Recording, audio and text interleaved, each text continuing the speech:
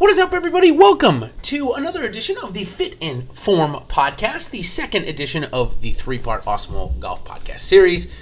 Again, short, quick, little inputs so that you don't have to listen to my boring voice or get just annoyed with it all together.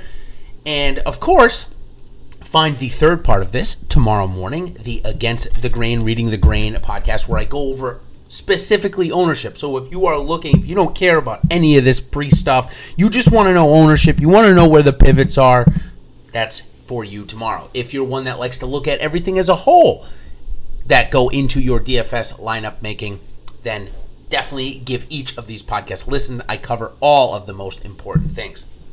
So this podcast is the culmination of info from the first cut, my article, the course history, recent form, so the Fit and Form article, and then, of course, the Strokes Gained article, all live and free right now on the website. Also, if you're not an Awesemo Plus member and would like to know how I take all of this information and what golfers I play, we're doing a podcast giveaway. All you got to do is subscribe to our channel, then rate and leave a 5-star review of our channel with your Awesemo Plus username or Twitter handle, and you are entered to win. We'll be giving away that announcement on Friday. Also, this podcast is sponsored by SuperDraft. SuperDraft, the future of daily fantasy sports, has arrived. Experience SuperDraft's exclusive game mode multiplier. Say goodbye to salary restrictions and hello to lineup freedom. Use your fantasy sports knowledge to draft any player you want and build your very own dream team. Countless lineup possibilities let you experience daily fantasy sports the way you want. SuperDraft offers contests right now, PGA, NASCAR, and MMA. Looks like we're getting NBA back maybe in the beginning of July, and NFL is supposed to come back as well, so you can enjoy the best of DFS all year round. Sign up for SuperDraft today using promo code Awesemo12 and claim your free $10 from your first deposit of 10 or more, or free $20 in Super Cash with your first deposit of 100 or more. You're also going to get a free $12 ticket by using that promo code. So download in the App Store or play at superdraft.io today. SuperDraft, no limits, more winning. All right, so we're going to jump right into this as we already reviewed where the info comes from. So now I'm going to tell you just quickly about the course itself, TPC River Highlands, in case you've missed some of my other content. Easy fairways to hit, 42 of 49 in driving accuracy last year. Hardest greens, though, top 15 on the tour in terms of making putts on them and hitting the greens. Ranked right in the middle, 27 out of 49 last year. So let's start with some recent form. We'll start off with who has made the cut every single time they've teed it up, at least since the Waste Management Phoenix Open.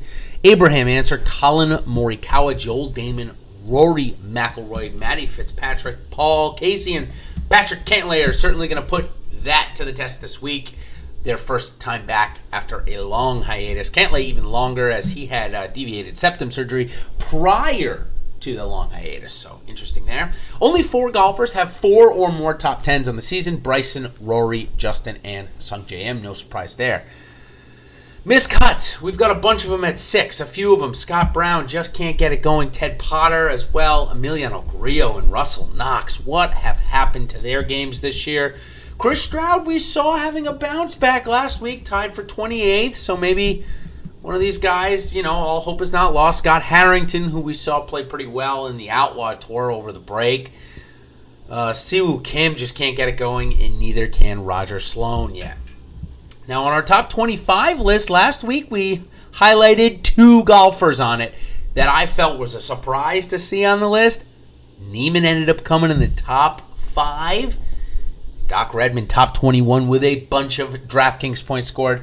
So this week, I'm going to go into the top 10 category as well, since in the top 25, the only 2 guys that surprised me were C.T. Pan and Kevin Tway, both PGA Tour winners. They just haven't gotten it going. C.T. Pan flashed some form last week.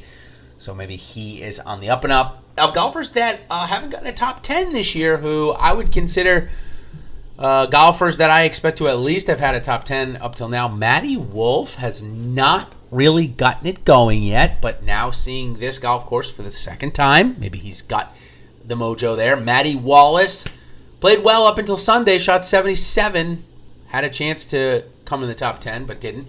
Doc Redman, who top 21 last week, he is in the right direction. Sebastian Munoz, who won over the fall circuit, has not done it in the calendar year this year yet, so maybe he's trending as he played well last week. Harold Varner, we saw, probably should have gotten it a couple of weeks ago, but didn't. Patrick Cantlay, really interesting. His 2 starts that he has are 17 and 11, so no top 10s. I expect it either to come this week or if he's going to play next week or the week after at the Memorial, since both weeks are at a course that he is the defending champion on. Be interested to see if he plays both weeks or just one.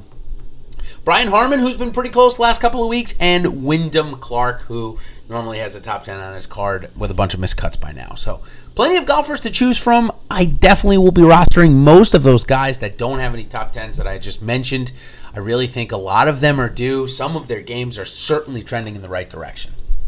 All right, so when we move over to course history, see if we can match up any of these guys that we just mentioned, from the made every cut to good course history, and that's Paul Casey. We're looking at golfers, multiple top 10s in the last 5 years. Casey's got 4. Hey, here's Brian Harmon. He's got 3. So maybe it's the week for Brian Harmon to add in another top 10. Bryson DeChambeau, Bubba Watson, Keegan Bradley, and Kevin Tway, all with multiple top 10s here in the last 5 years.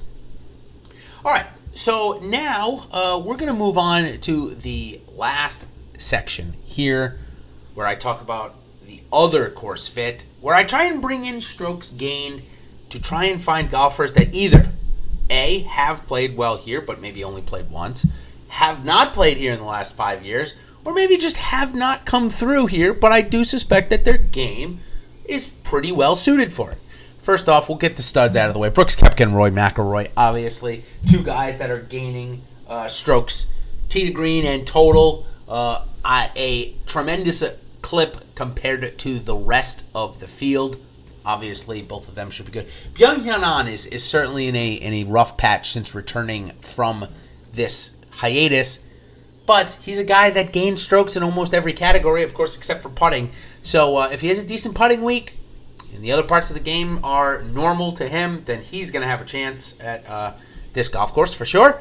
Jordan Spieth, only because fairways are so easy to hit. He has a win here, so no surprise to see some maybe decent course fit from him. Cameron Tringale is another guy that seems to gain strokes everywhere. Sebastian Munoz, who I've mentioned already in this podcast, a guy that has gained total strokes over 2 at least 6 times in the past year and a half. One of the top earners in that category, so like Sebastian Munoz. Dylan Fratelli, the 62 on Sunday, vaulted him up the leaderboard. He's a guy that gained strokes in a lot of different places as well. Along with Carlos Ortiz, who had a chance on Sunday, but ended up not being able to come through. So we're at just shy of 10 minutes here. So before we go and get on out of here, I want to prep you for the rest of the content for the week. So today I am completing this at about 11 o'clock in the morning. By the time it gets posted, probably be 11:30, somewhere around there. Today we've got Ben and Timothy Frank, Ben Raza and Timothy Frank on the PGA DFS Strategy Show at 2:30 live on our YouTube channel. And then, of course, we've got Ben Raza and I tomorrow night live on our YouTube channel at 8:30, breaking it all down from the week of information that have been given to us. We're going to give you some of the fun things that have been going on and the like. And then, of course, we've got my Reading the Grain podcast tomorrow morning. That is going to give you... it's going to break down the field into 4 pricing sections and talk strictly about ownership. I'm not even going to tell you if Bryson DeChambeau came in the top 10 last week or not, and that has nothing to do with that. I'm not going to tell you how he gained strokes gained either. It's going to be strictly about ownership. I'm going to go over the highest owned and some of the top pivots off of those players.